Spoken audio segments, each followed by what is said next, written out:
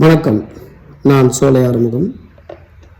சினிமாவில் உதவி இயக்குனராக, நடிகராக, ஒளிப்பதிவாளராக, இன்னும் மற்ற டிபார்ட்மெண்ட்டில் இன்றைக்கி சினிமாவில் முயற்சி பண்ணுறது ரொம்ப ஈஸியாக வந்துடுச்சு. ஏன்னா இன்றைக்கி சோசியல் மீடியா ரொம்ப வளர்ந்ததுனால இன்ஸ்டாகிராமில் எல்லோரும் ஃப்ரெண்ட்ஷிப் ஆகிறாங்க, சினிமா பர்சன் ஃப்ரெண்ட்ஷிப் ஆகிறாங்க, ஃபேஸ்புக்கில் ஃப்ரெண்ட்ஷிப் ஆகிறாங்க, ஒரு ஷார்ட் ஃபிலிம் எடுக்கிறாங்க அல்லது ஒரு ரீல்ஸ் பண்ணுறாங்க. டிஜிட்டல் கிரியேட்டர் அப்படின்னு ஒரு விஷயம் வந்ததுனால தன்னுடைய திறமையை அவங்க ஊர்லேருந்து அவங்க வீட்டிலேருந்தே நிரூபிக்கிறாங்க.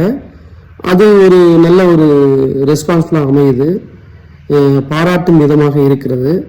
அவங்க திறமைசாலி அப்படிங்கிற ஒரு விஷயத்த ரொம்ப ரொம்ப ஐடென்டிஃபை ஆகிறதுனால ஒரு நட்பு கிரியேட் ஆகுது, ஒரு கான்டாக்ட் கிரியேட் ஆகுது. அதன் மூலமாக சினிமாவுக்கு ரொம்ப ஈஸியாக அவங்களுக்கு வாய்ப்பு கிடைக்குது, சினிமாவுக்குள்ளே வராங்க. ஆனால் ஒரு 10 வருஷத்துக்கு முன்னாடி சினிமாவுக்காக குக்கிராமத்துலேருந்து ஓடி சினிமாவில் போராடி வாய்ப்புக்காக திருத்ததான் அலைஞ்ச என்ன மாதிரியான சினிமாக்காரங்களுடைய வலி மிக கொடுமையான வலி. அதான் ஒரு இயக்குனரை சந்தித்து அவங்கக்கிட்ட நான் உதவி இயக்குனராக ஆகணும், உங்ககிட்ட சேர்த்துக்குங்க அப்படின்னு சொல்லிட்டு நம்ம ரொம்ப வருஷக்கணக்கில் அவரோட வீடு தேடியோ அல்லது அவரோட ஆஃபீஸ் தேடி வருஷக்கணக்கு நம்ம போய் அலையணும். அவரை பார்க்கும்போதெல்லாம் நம்ம ரொம்ப ஒரு மாதிரி ரொம்ப பாவமாக நிற்கணும். அவர் பார்ப்பார், எவ்வளோ நாள் நம்மளை ஃபாலோ பண்ணுறாங்க அப்படின்னு சொல்லிட்டு அவங்க ஒரு விஷயத்தை ரொம்ப கவனிப்பாங்க. ஏன் அப்படின்னா சினிமா என்பது மிக ரொம்ப ரொம்ப ரிஸ்க் எடுக்கிற ஒரு டிபார்ட்மெண்ட், ஒரு துறை, ரொம்ப கடினமான ஒரு துறை. அந்த துறையில் ஒருத்தன் வரானா அவனுக்கு ஃபாலோவிங் கெப்பாசிட்டி இருக்கா, போராடுகின்ற குணம் இருக்கா அப்படிங்கிறத அவங்க பரிசோதனை செய்வாங்க. அதுக்காக தான் நிறைய நாள் நிற்கிறாங்களா, தொடர்ச்சியாக நிற்கிறாங்களா அப்படிங்கிறத அவங்க பார்ப்பாங்க. அதில் எனக்கு ரொம்ப கஷ்டமான ரொம்ப கசப்பான ஒரு அனுபவம் நடந்திருக்கு. என்ன அப்படின்னா, நான் ஒரு கோ-டைரக்டர் ஒரு படம் பண்ண போகிறாரு. என் நண்பர்கள்லாம் சொன்னாங்க, இவர் அடுத்து படம் பண்ண போகிறாரு, நீங்கள் அவரை சந்தித்து அவர்கிட்ட நீங்கள் வாய்ப்பு தேடுங்க, கேளுங்க, கண்டிப்பாக உங்களுக்கு கிடைக்கும் அப்படின்னாங்க. சரின்னு சொல்லிட்டு நான் அவரை தொடர்ச்சியாக நான் அவரை வருஷங்களுக்கு நான் அவரை ஃபாலோ பண்ணிகிட்டே இருக்கேன். ஏன்னா நம்ம அஸ்ட்ரோனட்டர் ஆகணும்னா ஒருத்தவங்களை மட்டுமே நம்பியிருக்கக்கூடாது.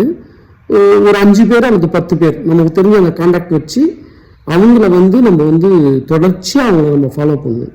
ஒரு வாட்டி நம்ம அவங்கள போய் சந்திக்கிறோன்னா அவங்க சொல்லுவாங்க, நீங்கள் ஒரு 5ஆம் தேதி வாங்க, அல்லது ஒரு 10 நாளுக்கு அப்புறம் வாங்க, அல்லது வர மண்டே வாங்க, வெள்ளிக்கிழமை வாங்க அப்படின்னு அவங்க ஒரு தேதியோ ஒரு நாட்களையோ அவங்க சொல்லுவாங்க. அந்த தேதியில் நீங்கள் என்னை பாருங்க அப்படின்னு சொல்லுவாங்க.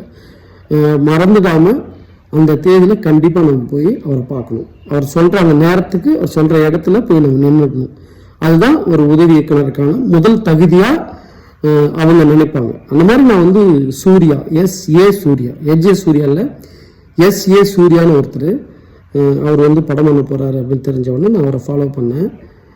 அவர் கேகே நகரில் ஹவுசிங் போர்டில் தான் இருந்தார். 3வது மாடியில் தான் அவர் இருந்தார்.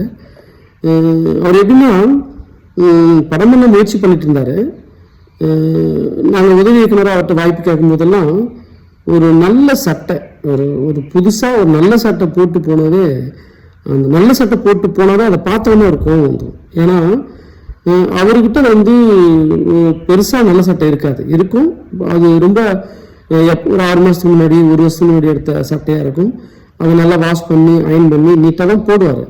ஆனால் தாங்கிட்ட ஒரு உதவி இயக்குனராக தேடி வரவங்க ரொம்ப கஷ்டப்படணும், ரொம்ப வறுமையில் இருக்கணும், பார்க்கவே பரிதாபமாக இருக்கணும், அழகாக இருந்துடக்கூடாது, அழகாக ட்ரெஸ் பண்ணிடக்கூடாது அப்படிங்கிற அவங்களுக்குள்ள ஒரு சைக்கோ இருக்குது. அது அவங்களுக்குள்ள அப்படி ஒரு கேரக்டர் இருக்குன்னு தான் நமக்கு தெரியும். ஆனால் நமக்கு வேறு வழி இல்லாமல் நம்ம அவங்கக்கிட்ட முயற்சி பண்ணுவோம். ஏன்னா நம்ம அந்த சினிமா என்கிற அந்த தொழிலை கற்றுக்கொள்ள வேண்டும் அப்படிங்கிறதுக்காக அவங்களுடைய மைனஸ் பாயிண்ட் எல்லாமே நம்ம சகிச்சுட்டு தான் நம்ம முயற்சி பண்ணுவோம். அதுலேயும் ஒரு மறக்க முடியாத ஒரு வழி என்ன அப்படின்னா, அவர் 3வது மாடி ரூமில் இருப்பார். நான் போவேன், போயிட்டு காலிங் பெல்லு அழுத்துவேன், அவர் திறப்பார். வா ஒருத்தா எவ்வளோ நேரம் ஆகுது, 9 மணிக்கு வேணால் 9:05 வர அப்படின்னுவார். ஏன்னா அவர் சென்னையிலே வாழ்கிறதுனால, அவர் கள்ளக்குறிச்சி மாவட்டம் தான், ஆனால் ஒரு சினிமா அப்படிங்கிறதுக்காக சென்னையில் கிட்டத்தட்ட ஒரு 18 வருஷம் 20 வருஷமாக அவர் சென்னையில் வாழ்கிறார். அதனால் அவர் சென்னை தமிழர் கற்றுக்கிட்டு எதுக்கு எடுத்தாலுமே ஓத்தான் தான் பேசுவார். அது அவருடைய ஒரு இயல்பான ஒரு குணமாக மாறிடுச்சு. அதனால் நம்ம அதெல்லாம் பெருசாக எடுத்துக்க மாட்டோம். ஆனால் கிராமத்துலேருந்து போய் சென்னையில் வாழ்கிற நம்மளை மாதிரி ஆட்களுக்கு ஓத்தா அப்படின்னா ஒரு மாதிரி அதிகமாக கோபம் வரும். ஆனால் நம்ம தொழிலை கற்றுக்கொள்ள வேண்டும், வாய்ப்பு கிடைக்க வேண்டும் என்பதற்காக நம்ம அதை ரொம்ப சகிச்சுக்குவோம். இப்போ என்னன்னா அவர் என்ன பண்ணுவார்னா, அந்த 3ஆம் மாடி ரூமுக்கு போன உடனே காசு எடுத்து கொடுத்து இட்லி வாங்கிட்டு வர சொல்லுவார். போய் இட்லி வாங்கிட்டாயா அப்படின்வார். சரின்னு இறங்கி 4 இட்லி ஒரு வடை வாங்கிட்டு வர சொல்லுவார். அதே மாதிரி 4 இட்லி ஒரு வடை வாங்கிட்டு நான் போயிடுவேன். அதுக்குள்ளே குளிச்சுட்டு சாமியெல்லாம் கும்பிட்டுட்டு ட்ரெஸ் பண்ணிக்கிட்டு சாப்பிட உட்காந்து அந்த பார்சலை பிரிப்பார். அந்த பிரிக்கும் போது தான் கேட்பாரு, நீ சாப்பிட்டியா இல்லையா அப்படின்னு கேட்பாரு. ஆனால் நம்ம காலையில் எழுந்திரிச்சு நம்ம ரூமுக்கு போகும்போது சாப்பிடாம தான் போவோம். இது காரணம் நம்மள்ட்ட அவ்வளோவா காசு இருக்காது. ஏன்னா அவர் இருக்கிற அந்த கேகே நகருக்கு நம்ம போகிறதுக்கு பஸ்ஸுக்கே சில டைம் காசு இருக்காது. நம்ம திருட்டுப்படியாக தான் பஸ்லேயே ஏறி போவோம், டிக்கெட் எடுக்காம தான் போவோம். அப்படிப்பட்ட ஒரு வறுமையில தான் நம்ம போராடிட்டு இருக்கும்போது சாப்பிடாம நம்ம போயிருப்போம். அவர் அந்த சாப்பாடு வாங்க அனுப்பும்போது சாப்பிட்டியான்னு கேட்டால் இல்லை சார் நம்ம சொல்லுவோம், கண்டிப்பாக சொல்லுவோம். சரி நீ 4 இட்லி வாங்கிக்க அப்படின்னு அவர் சொல்லுவார். ஆனால் அவர் அப்பெல்லாம் கேட்க மாட்டார். சாப்பாடுலாம் வாங்கி வந்து கொடுத்து அவர் சாப்பிட்றதுக்காக அந்த சாப்பாடு அந்த பார்சலை பிரிக்கும்போது தான் அவர் கேட்பாரு, சாப்பிட்டியா அப்படின்னு கேட்பாரு. நம்ம அந்த நேரத்தில் சாப்பிடணும்னு சொல்ல முடியாது, ஏன்னா டென்ஷன் ஆகிடுவார். ஏன்னா சாப்பாடு வாங்க அனுப்பணும்ல, அப்பயே நீ சாப்பிடணும்னு சொல்ல வேண்டியது, நான் உனக்கும் வாங்கியிருப்பேன் வாங்க சொல்லியிருப்பேன்ல அப்படின்னு கேட்பாருன்னு பயந்துக்கிட்டு, இல்லை சார் நான் சாப்பிட்டேன் சார். என் அஷ்டநட்டு எப்பவுமே பட்டினி விடக்கூடாதியா, பட்டினி விட்டு எனக்கு பிடிக்கவே பிடிக்காது அப்படிங்கிற மாதிரி ரொம்ப தோரணையாக சொல்லுவார். இல்லை சார் நான் சாப்பிட்டேன் சார் அப்படின்னு ரொம்ப ரொம்ப பாவமாக சொல்லுவோம். அந்த சாப்பிட்டேன் சார்னு சொல்கிறது கூட பசியோடு தான் சொல்லுவோம். அதை அவர் உணராரா இல்லைன்னு தெரியல, அது ஒரு பக்கம் இருக்கட்டும். அந்த இட்லி பொட்டலத்தை பிரித்து பார்த்தோன்னே டென்ஷன் ஆகிடுவார். டென்ஷன், என்னையா ஒரு இட்லி பெருசாக இருக்குது, ஒரு இட்லி சின்னதாக இருக்குது, ஒரு இட்லி வாங்க கூட நீ லாய்க்கு இல்லையா, ஒரு இட்லி உனக்கு வாங்க தெரியாதா, 4 இட்லி ஒரே லெவலாக வாங்க தெரியாதா, ஒரு இட்லி பெருசாக இருக்குது ஒரு இட்லி சின்னதாக இருக்குது அப்படின்னு திட்டுவார். நம்ம மனசுக்குள்ளே தோணும்.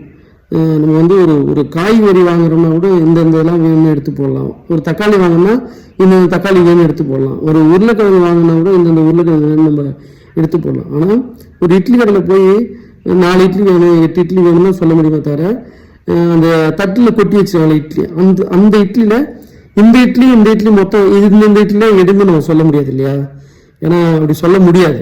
அதனால அவர் சொல்லுவார், அவனுக்கு இட்லி கூட வாங்க தெரியல, ஒரு இட்லி பெருசாக இருக்குது ஒரு இட்லி சின்னதாக இருக்குது அப்படின்னு சொல்லுவார். அப்படி திட்டுவார். அந்த திட்டுறதை கூட நம்ம பசியோட அந்த வலியோட நம்ம அவர் சாப்பிட்றத பசியோட வேடிக்கை பார்த்துட்ருப்போம். ஸோ இன்னைக்கு வர உதவி இயக்குநர்களுக்கு இதை நான் ஏன் சொல்ல வரேன்னா, இன்னைக்கு சினிமாவை நோக்கி வருகின்ற உதவி இயக்குநர்களுக்கு இந்த மாதிரியான ஒரு அனுபவம் இருக்காது, ஒரு வலி இருக்காது, ஒரு கஷ்டம் இருக்காது. ஏன்னா சோசியல் மீடியா வளர்ந்ததுனால தன்னுடைய திறமையை அவங்க முன்கூட்டியே சினிமா நண்பர்களுக்கு சினிமா நபர்களுக்கு அவங்க நிரூபிக்கிறாங்க. அதன் மூலமாக அவங்களுக்கு ஒரு கான்டாக்ட் கிடைக்குது, ஒரு பழக்கம் கிடைக்குது, ஒரு கம்யூனிகேஷன் கிடைக்குது. அதனால அவங்க சினிமாவுக்கு ரொம்ப ஈஸியாக வாய்ப்பு கிடைச்சி வந்துடுறாங்க. ஆனாலும் அவங்க சினிமா கற்றுக்கிட்டு அவங்க படம் எடுக்கும்போது மக்கள் சார்ந்த வாழ்வியல் படமாக இல்லாமல் நிறைய உலக சினிமாக்கள் பார்த்துட்டு அங்கே இருக்கிற கலாச்சாரத்தின் அடிப்படையில் அங்கே இருக்கிற கேரக்டர்ஸை நம்மளுடைய மக்கள் வாழ்கிற நம்ம மொழியில் நம்மளுடைய கலாச்சாரத்தில் அதை இன்செர்ட் பண்ணுறாங்க. ஸோ அதை இன்செர்ட் பண்ணுறதுனால தான் பெரும்பாலான சினிமாக்கள் நம்ம மக்களுக்கு கனெக்ட் ஆகலை அப்படிங்கிறது தான் இதில் நம்ம தெரிஞ்சிக்க வேண்டிய விஷயம். ஸோ என் வாழ்க்கையில் நான் கடந்து வரும்போது நான் பட்ட ஒரு வலியை இந்த காணொலி மூலமாக நான் உங்ககிட்ட பகிர்ந்துக்கிட்டேன். நன்றி.